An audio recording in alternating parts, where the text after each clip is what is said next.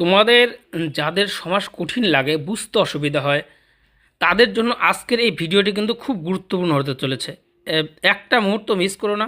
এই গুরুত্বপূর্ণ ভিডিওটি তোমরা মন দিয়ে পুরোটাই দেখো। তো প্রথমেই বলি, আজকে যেটা মেইনলি এই ভিডিওতে দেখাবো সেটা হচ্ছে সমাজ থেকে নির্ণয় যেমন আসে, তেমনি প্রশ্নও কিন্তু প্রচুর আসে। যেমন সমাস শব্দের ব্যুৎপত্তি কী, সমাস কাকে বলে, এরকম কিছু প্রশ্নও থাকে। তোমরা দেখবে, লক্ষ্য করে দেখবে, পরীক্ষায় যদি 3টে সমাজ থেকে প্রশ্ন আসে, তার মধ্যে 2টো থাকবে প্রশ্ন উত্তর, একটা থাকবে নির্ণয়। তো আজকে এই যে প্রশ্ন উত্তর পর্ব, এটারই কিন্তু ভিডিও। অর্থাৎ সমাজ থেকে কোন প্রশ্নগুলো বারবার আসে, ঘুরিয়ে ফিরিয়ে প্রত্যেক বছর বিভিন্ন পরীক্ষা আসছে, সেগুলো একত্রিত করে আমি আজকে প্রশ্ন উত্তর আকারে এই চ্যানেলে দিয়ে দেবো। এবার তোমরা যদি বলো স্যার সমাস নির্ণয়ের কী হবে, তোমরা যদি বলো সমাস নির্ণয় বুঝতে অসুবিধা হয়, সেক্ষেত্রে আমি তোমাদের বলবো সমাস নির্ণয় তোমাদের যদি বুঝতে অসুবিধা হয়, যদি তোমাদের সমাস নির্ণয় কমন পড়তে চাও পরীক্ষায়, সেক্ষেত্রে তোমরা কি করবে, তোমরা একটা কমেন্টস করো, একটা লাইক করো, একটা কমেন্টস করে জানিয়ে দাও স্যার সমাস নির্ণয় কোনগুলো বারবার পরীক্ষায় আসে সেগুলো চাই। আমি সেগুলো একটি ভিডিও করে তোমাদের দিয়ে দেবো এই চ্যানেলে, যে সমাস নির্ণয়গুলো বিগত বছরের বিভিন্ন পরীক্ষায় বারবার ঘুরিয়ে ফিরিয়ে আসে, সেই ইম্পর্টেন্ট সমাস নির্ণয়গুলো আমি দিয়ে দেবো। তবে তার আগে একটি কথা, অবশ্যই কিন্তু তোমরা সমাস অধ্যায়টা একটু ভালো করে যদি পারো বুঝে নিও, যতটা পারো বুঝে নিও, তাহলে তোমাদের প্রশ্ন উত্তরগুলো পড়তে সুবিধা হবে, নির্ণয়গুলো বুঝতে সুবিধা হবে। যাই হোক, আজকের কথা বাড়াবো না। আজকে তাহলে কি হবে, সমাস অধ্যায় থেকে যে প্রশ্নগুলো বারবার ঘুরিয়ে ফিরিয়ে পরীক্ষা আসে, সেই প্রশ্নের উত্তরগুলো এই চ্যানেলে দিয়ে দিচ্ছি। তোমরা এখনই খাতায় লিখে শিখে ফেলো, আর সমাস নির্ণয়গুলোর জন্য কমেন্টস করো। আমি অবশ্যই সেই কমেন্টসের ভিত্তিতে আমি তোমাদের সমাস নির্ণয়গুলো দিয়ে দেবো। আর চ্যানেলটি সাবস্ক্রাইব করতে ভুলো না।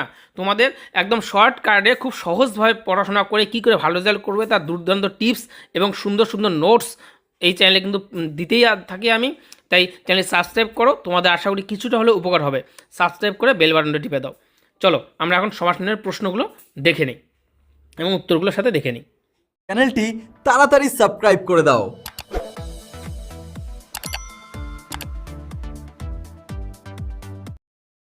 আমি প্রশ্ন উত্তরগুলো রিডিং পড়ছি না, রিডিং পড়লে অযথা সময় লেগে যাবে অনেক। তবে যে প্রশ্নগুলো ইম্পর্টেন্ট একটু বলে দিচ্ছি, আর কোনগুলো বেশি ইম্পর্টেন্ট সেগুলো একটু বেশি করে বলে দিচ্ছি। সমাস শব্দের ব্যুৎপত্তি এবং সাধারণ অর্থ কী, এটা কিন্তু মাস্ট অবশ্যই পড়বে, আগে বলে দিচ্ছি।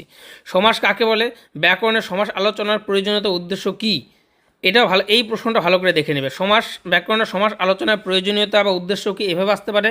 সমাসের কাজ কী, সমাস আমরা কেন পড়ব, এমনকি সমাসের বৈশিষ্ট্য কী, সমাসের গুরুত্ব কী, সব কিন্তু এই প্রশ্নের উত্তরেই আছে। তাই এই প্রশ্নের উত্তরটা ভালো করে শিখে নেবে, আর প্রশ্নটা ইম্পর্টেন্টও। নেক্সট চলো দেখে নিচ্ছি। ব্যাস বাক্য কাকে বলে, এর অপর নামগুলি কী কী, খুব আসে এগুলো পরীক্ষায়, কিন্তু 1 নম্বরের জন্য খুব আসে। সমস্ত পদ পূর্ববৎ পরবৎ বলতে কী বোঝো, এটা একটু দেখে নিতে পারো, কারণ ব্যাকরণ বোঝার ক্ষেত্রেও এটা কাজে লাগে। তো একটু দেখে নিতে পারো, অনেক সময় দিয়ে দেয়। আর এরপরে যে প্রশ্ন সেটা হচ্ছে অর্থ প্রাধান্যের ভিত্তিতে সমাসকে প্রধানত কয়েকটি শ্রেণীতে ভাগ করা যায়, কী কী, খুব একটা দরকার নেই, তবু শিখে রাখো।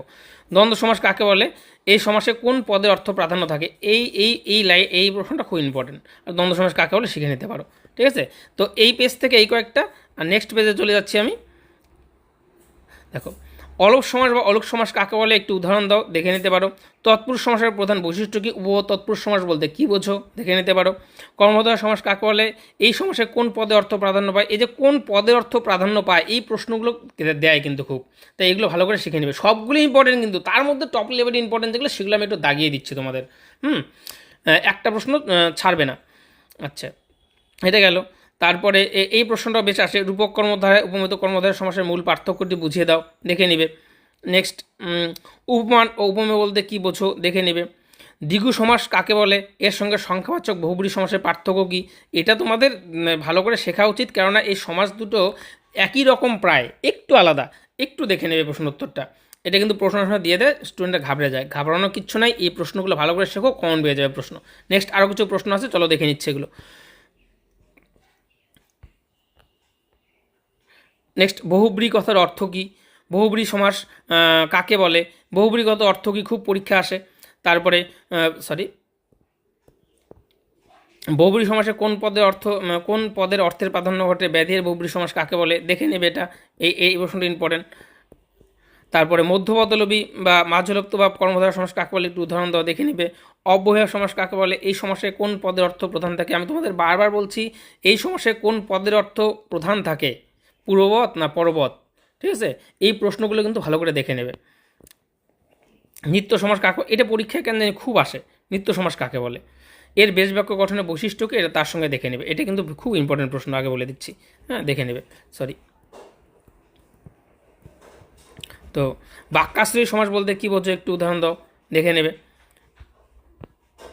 আর সমস্ত পদে পরপদে অর্থ প্রধান হয়, সমস্ত পদে পরপদে অর্থ প্রধান হয় এমন দুটি সমাসের নাম লেখো, এই প্রশ্ন উত্তরটা দেখে নেবে। আরেকটি প্রশ্ন উত্তর আমি এখানে লিখিনি, ওটা একটু দেখে নিও, সন্ধি ও সমাসের পার্থক্য কী, এটা দেখে নিয়ে যদি তোমরা না পাও আমাকে সব বই পেয়ে যাবে, যদি না পারো আমাকে কমেন্টস করে জানিয়ে দিও, আমি দিয়ে দিব। আর অবশ্যই কিন্তু সমাস নির্ণয়, কোন সমাস নির্ণয়গুলো পড়লেই তোমাদের কমন পেয়ে যাবে, এরকম 25-30টা সমাস আছে যেগুলো বারবার পরীক্ষা আসে, যদি জানতে চাও কমেন্টস করে জানিয়ে দাও, দেরি না করে। আমি কিন্তু রেডি তোমাদের জন্য ভিডিও করার জন্য, তোমরা শুধু কমেন্টস করো, সঙ্গে সঙ্গে ভিডিও পেয়ে যাবে। সবাই ভালো থেকো, ধন্যবাদ।